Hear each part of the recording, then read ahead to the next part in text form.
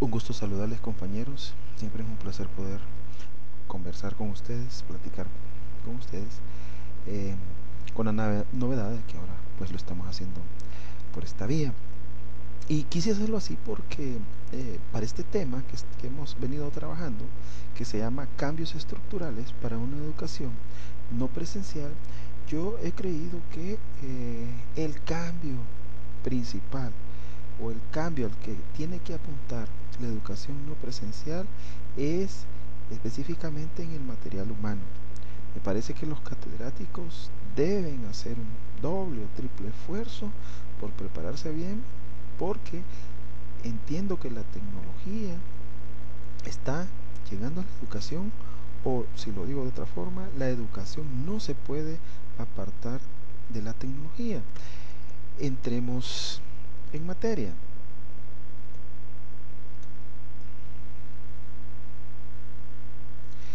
Docentes presenciales versus docentes virtuales, o qué es lo que hace hoy en día el docente presencial versus lo que debería de hacer un docente en un ambiente virtual.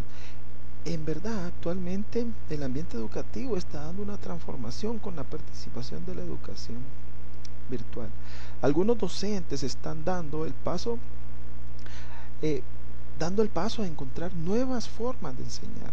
Como lo decía anteriormente, yo entiendo que la educación tiene que inmiscuirse en el ambiente tecnológico, y el catedrático debe prepararse, debe estar listo para poder hacer frente a este nuevo estilo, nueva forma de educar.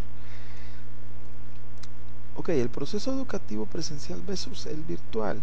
Yo entiendo que existen, eh, voy a plantear que existe un ambiente básico de desarrollo educativo no presencial, eh, que involucran los siguientes factores. El primero es la planificación.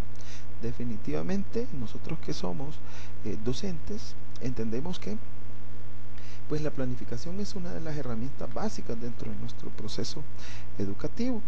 Pero ¿qué pasa con la planificación en un ambiente, en una educación presencial? Pues la educación puede existir, en este tipo de educación puede existir la planeación, pero está sujeta siempre al desempeño del profesor. El profesor es el que siempre da la pauta de entusiasmar a la clase o no, o de llevar todo pues en su pensamiento, ¿verdad? Puede repetir muchas veces la misma clase, igualmente lo puede hacer para diferentes estudiantes, ¿verdad? Eso es lo que pasa realmente en educación presencial con respecto a la planificación, pero en un ambiente virtual esto pues da un cambio drástico, diría yo, eh, empezando porque se deben de plantear claros los objetivos de la clase, se deben plantear claros los contenidos, la metodología que se implantará, qué actividades se desarrollarán, tareas de aprendizaje, materiales básicos como recursos y fuentes de información. Estas y otras más son cositas básicas que hacen definitivamente diferente a lo que es la educación virtual de lo presencial, específicamente en este factor que yo le llamo factor a la planificación. Veamos otro. Presentación de la información. Pues en una educación presencial es netamente oral. Quiera si o no, por mucho de que se apoye de herramientas multimedia, sigue siendo oral. Y está sujeta solamente al encuentro temporal de clase. ¿Qué quiero decir con ello? Que la presentación de información se pierde en el momento que ya no existe ese encuentro entre el docente y el discente. En cambio, en una educación virtual, pues tenemos una ventaja muy marcada, ¿verdad? Por ejemplo, el estudiante tiene el espacio para poder buscar y pues ampliar el tema. buscar información donde él desee y pues llegar a momentos de reflexión y análisis de los temas.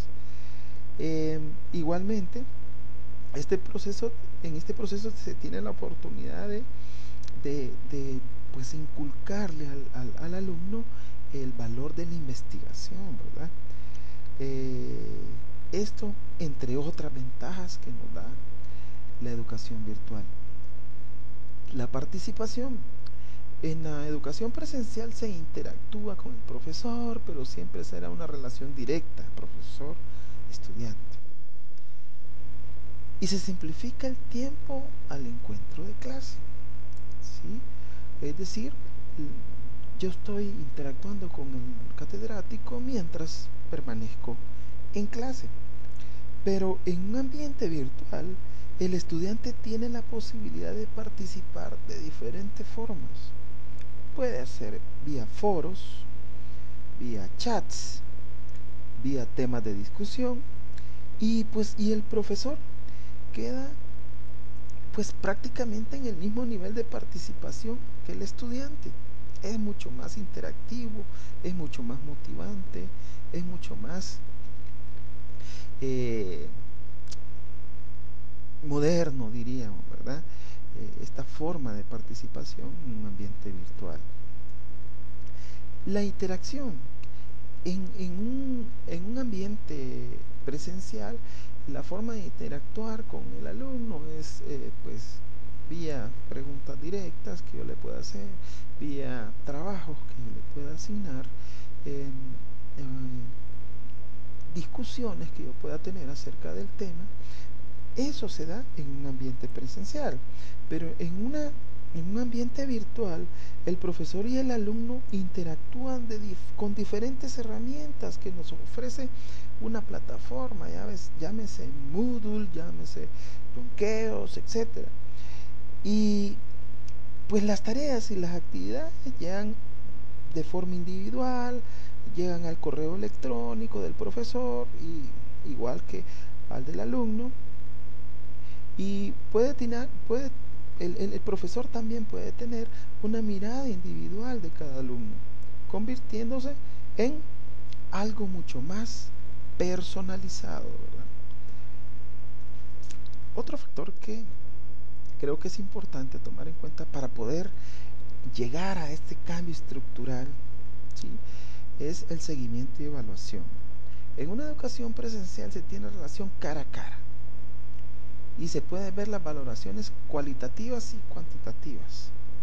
Yo vengo con el alumno, pues en un formato, sea digital, un archivo o un papel impreso, puedo mostrarle cuál es su estado o la calificación que lleva en determinado tiempo, de los porqués lleva esa calificación y cómo se ha calificado de forma cualitativa y cuantitativa.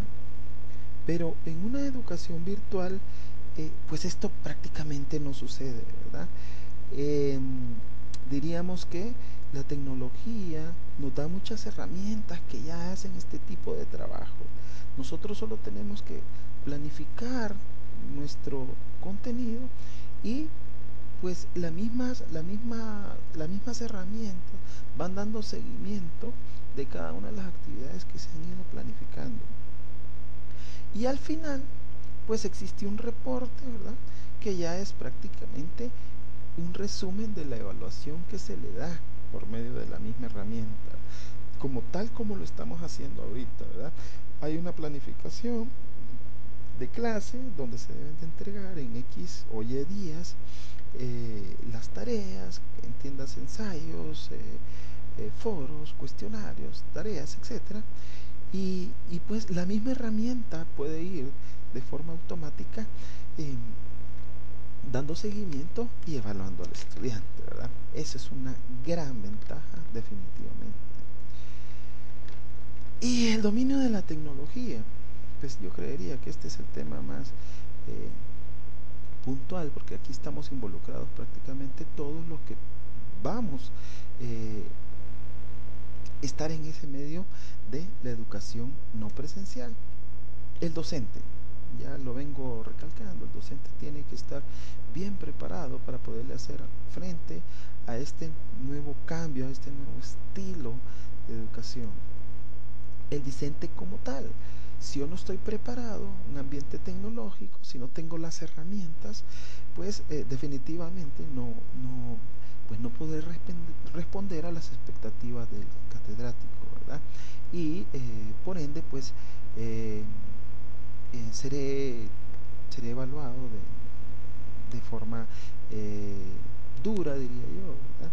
Entonces el docente o el alumno tiene que estar bien preparado en cuanto a sus herramientas tecnológicas, tanto en la casa, ¿sí? Como en cualquier ambiente, y igual siempre estar en constante investigación para poder hacerle frente a este tipo de educación. Pues coordinadores, estoy hablando a nivel puestos directivos, ya, o directores, pues ellos también deben de dominar este tipo de tecnologías. Todos en general, de forma integral, deben de estar lo suficientemente capacitados, unos para absorber y otros para brindar una buena respuesta ante este tipo y estilo de educación, ¿verdad? Las capacidades de respuesta, pues en las capacidades de respuesta dice que en una educación virtual el profesor debe ser claro con las actividades, tareas, evaluaciones y tener capacidad de respuesta con tiempos límites estipulados en la plataforma. Porque si el estudiante no tiene una respuesta inmediata, el profesor con relación a su proceso no se va a sentir acompañado ni guiado. Uno como alumno se va a desmotivar, pues tenderá a abandonar el estudio virtual, etcétera, etcétera. Lo anterior hace parte de las causas más comunes de abandono del estudio virtual. Yo creo que algo de esto nos debe estar sucediendo en la clase actual, ¿verdad? La colaboración del docente, pues en una educación virtual, la educación virtual propicia acercamientos a los profesores, puesto que siempre debe tener un coordinador de área, semestre por semestre, ¿verdad? O de seminario, etcétera, que planifique, organice y dé vida a todo un proceso de estudio en la plataforma virtual. Para esto, los docentes deben trabajar colaborativamente, deben de estar totalmente comunicados, ¿verdad? Siempre y trabajando en equipo. Por último, el aprendizaje, que yo lo considero como aprendizaje híbrido, que es una mezcla de lo tradicional, o sea, del cara a cara, de esa educación presencial, con los aspectos en línea, ¿verdad? El contenido está en formatos multimedia, en línea y en persona. Tiene recursos electrónicos y igual tiene personas, y esto es mucho más motivante, ¿verdad? Porque uno como alumno pues siente que está con la tecnología en la mano, pero que igualmente tiene un tutor o alguien que lo va guiando y alguien que va valorando el trabajo que uno va haciendo. Este aprendizaje híbrido es un nuevo concepto y debe ser muy bien tomado en cuenta cuidadosamente para lograr ese cambio estructural en una educación no presencial. Sin más que decirles y esperando sus aportes, yo les voy a subir la diapositiva. Esta misma diapositiva se la voy a subir y me gustaría que de la misma forma como yo lo he hecho, ustedes me agreguen sus comentarios, ¿verdad? Me lo hagan hacer saber de esta misma forma y igualmente tiene un punteo, ¿verdad? Lo voy a poner para mañana, pero yo esperaría que sí exista. De todas maneras les voy a dar un espacio prudencial para que ustedes puedan subirme este material, ¿verdad?